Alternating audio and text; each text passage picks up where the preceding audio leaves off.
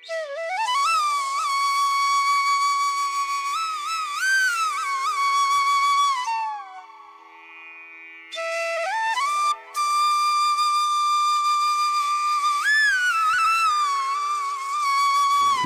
ಹಬ್ಬದ ಶುಭಾಶಯಗಳು. ಮಾರ್ಚ್ 30ನೇ ತಾರೀಕು ಚಾಂದ್ರಮಾನ ಯುಗಾದಿ, ಹೊಸ ವರ್ಷದ ಆರಂಭ, ವಿಶ್ವ ಸಂವತ್ಸರದ ಪ್ರಾರಂಭ. ಪ್ರತಿ ಹೊಸ ವರ್ಷದಲ್ಲಿ ಯುಗಾದಿ ವರ್ಷ ಭವಿಷ್ಯವನ್ನು ನೋಡಲಾಗುತ್ತದೆ. 4 ದೊಡ್ಡ ಗ್ರಹಗಳು ತಮ್ಮ ರಾಶಿಯನ್ನು ಬದಲಾಯಿಸಲಿವೆ. ಅವುಗಳೆಂದರೆ ಶನಿ, ಗುರು, ರಾಹು ಮತ್ತು ಕೇತು. ಈ ಗ್ರಹಗಳ ರಾಶಿ ಪರಿವರ್ತನೆಯ ಪ್ರಭಾವವನ್ನು ಎಲ್ಲ ರಾಶಿಗಳಿಗೆ ಸೇರಿದ ಜನರ ಜೀವನದ ಮೇಲೆ ನೋಡಬಹುದಾಗಿದೆ. ತುಲಾ ರಾಶಿ 2025ರ ಆರಂಭವು ತುಲಾ ರಾಶಿಯಲ್ಲಿ ಜನಿಸಿದ ವ್ಯಕ್ತಿಗಳಿಗೆ ಅನುಕೂಲಕರ ಅವಧಿಯಾಗಿದೆ. ಆರೋಗ್ಯವು ಸುಧಾರಿಸುವ ಸಾಧ್ಯತೆ ಇದೆ. ಆದರೂ ಅತಿಯಾದ ಪಾರ್ಟಿ ಮಾಡುವುದು ಹೊಟ್ಟೆಯ ಸಮಸ್ಯೆಗಳಿಗೆ ಕಾರಣವಾಗಬಹುದು ಎಂಬುದನ್ನು ಗಮನಿಸುವುದು ಬಹಳ ಮುಖ್ಯ. ಕೆಲಸದ ಸ್ಥಳದಲ್ಲಿ ನೀವು ಸವಾಲುಗಳನ್ನು ಎದುರಿಸಬಹುದು, ಏಕೆಂದರೆ ನೀವು ಸಾಮಾನ್ಯಕ್ಕಿಂತ ಹೆಚ್ಚು ಕಿರಿಕಿರಿ ಈಡಾಗಬಹುದು. ಅಲ್ಲದೆ ಇತರರೊಂದಿಗೆ ಘರ್ಷಣೆಗಳು ಉಂಟಾಗುವ ಸಾಧ್ಯತೆ ಇದೆ. ಆದಾಗ್ಯೂ ಈ ವರ್ಷ ಯಾವುದೇ ವಿರೋಧದ ಬಗ್ಗೆ ನೀವು ಭಯಪಡಬೇಕಾಗಿಲ್ಲ ಅಥವಾ ಚಿಂತಿಸಬೇಕಾಗಿಲ್ಲ, ಏಕೆಂದರೆ ಅವರು ತಾವಾಗಿಯೇ ಹಿಮ್ಮೆಟ್ಟಬಹುದು. ನಿಮ್ಮ ವೃತ್ತಿಪರ ಪ್ರಯತ್ನಗಳಲ್ಲಿ ಯಶಸ್ಸನ್ನು ಸಾಧಿಸಲು ನಿಮಗೆ ಅವಕಾಶ ಸಿಗಲಿದೆ. ವರ್ಷದ ಆರಂಭದಲ್ಲಿ ಅಪಾಯಗಳನ್ನು ಸ್ವೀಕರಿಸುವಂತಹ ಅಸಾಧಾರಣ ಸಾಮರ್ಥ್ಯವನ್ನು ನೀವು ಹೊಂದುತ್ತೀರಿ.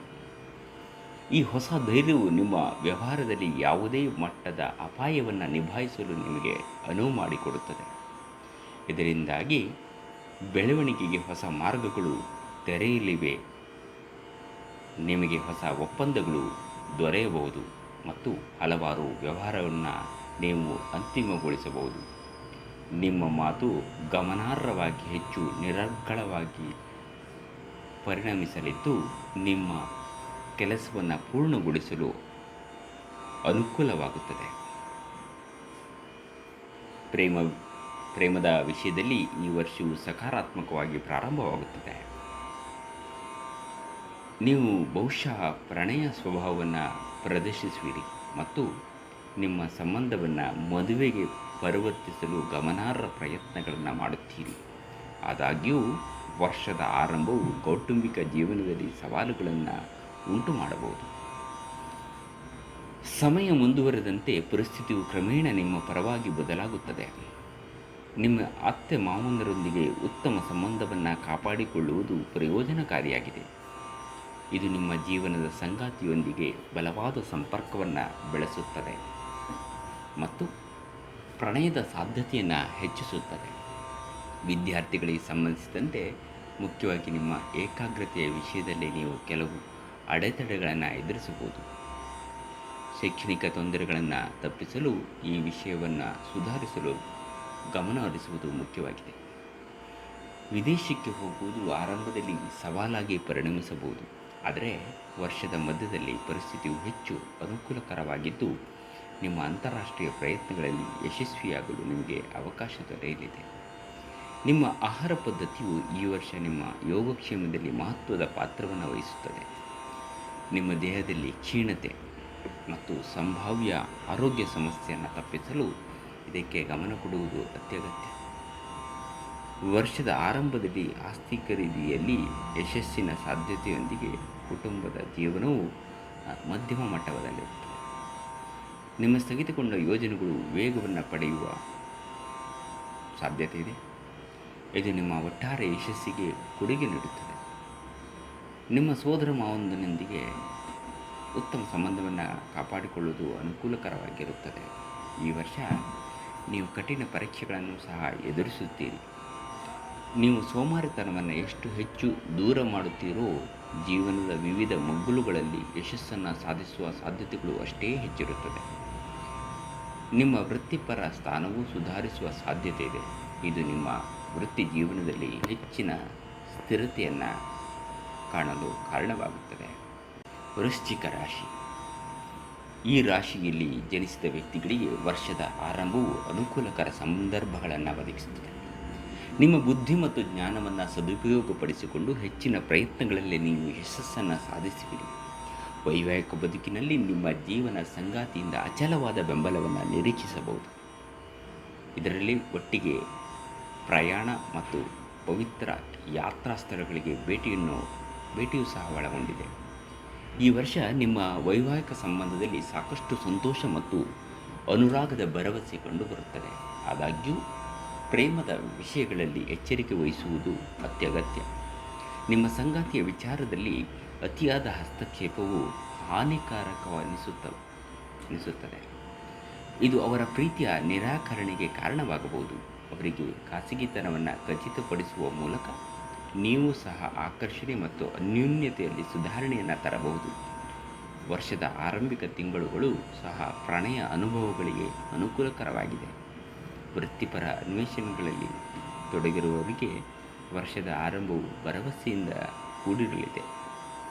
ಹೆಚ್ಚಿನ ಆದಾಯದೊಂದಿಗೆ ಹೊಸ ಉದ್ಯೋಗಕ್ಕಾಗಿ ಅವಕಾಶಗಳು ಹೆಚ್ಚಾಗಬಹುದು. ಸರ್ಕಾರಿ ಹುದ್ದೆಗಳಲ್ಲಿ ಸೇವೆ ಸಲ್ಲಿಸುತ್ತಿರುವವರಿಗೆ ಪ್ರಗತಿಯ ಸಾಧ್ಯತೆ ಇದೆ, ಆದರೆ ವರ್ಗಾವಣೆ ಉಂಟಾಗುವ ಸಾಧ್ಯತೆಯೂ ಇದೆ. ಯಾವುದೇ ತೊಡಕುಗಳು ಉಂಟಾಗುವುದನ್ನು ತಪ್ಪಿಸಲು ಕೆಲಸದ ಸ್ಥಳದಲ್ಲಿ ಉದ್ಯೋಗಿಗಳೊಂದಿಗೆ ಸಕಾರಾತ್ಮಕ ಸಂವಹನವನ್ನು ಕಾಪಾಡಿಕೊಳ್ಳುವುದು ಬಹಳ ಮುಖ್ಯ. ವ್ಯಾಪಾರದ ಕ್ಷೇತ್ರಗಳಲ್ಲಿ ವರ್ಷವು ಆಶಾದಾಯಕವಾಗಿದೆ. ನಿಮ್ಮ ವ್ಯಾಪಾರವನ್ನು ಹೊಸ ಎತ್ತರಕ್ಕೆ ಏರಿಸುವ ಗೌರವಾನ್ವಿತ ವ್ಯಕ್ತಿಗಳೊಂದಿಗೆ ಸಹಯೋಗಗಳು ಸೇರಿದಂತೆ ಗಮನಾರ್ಹ ಪ್ರಗತಿ ಮತ್ತು ಅವಕಾಶಗಳನ್ನು ನಿರೀಕ್ಷಿಸಿ. ಆರೋಗ್ಯದ ದೃಷ್ಟಿಯಿಂದ ಹೇಳುವುದಾದರೆ, ಈ ಸಮಯದಲ್ಲಿ ನಿಮ್ಮ ಯೋಗಕ್ಷೇಮಕ್ಕೆ ಆದ್ಯತೆ ನೀಡಲು ಸಲಹೆ ನೀಡಲಾಗುತ್ತದೆ. ವರ್ಷವಿಡೀ ಆರೋಗ್ಯ ಸ್ಥಿತಿಯಲ್ಲಿ ಏರುಪೇರುಗಳಿರಬಹುದು. ವಿಶೇಷವಾಗಿ ಆರಂಭಿಕ ತಿಂಗಳುಗಳು ಸವಾಲುಗಳಾಗಬಹುದು. ನೀವು ಆರೋಗ್ಯವನ್ನು ನಿರ್ಲಕ್ಷಿಸುವುದು ಗಂಭೀರ ತೊಡಕುಗಳಿಗೆ ಕಾರಣವಾಗಬಹುದು.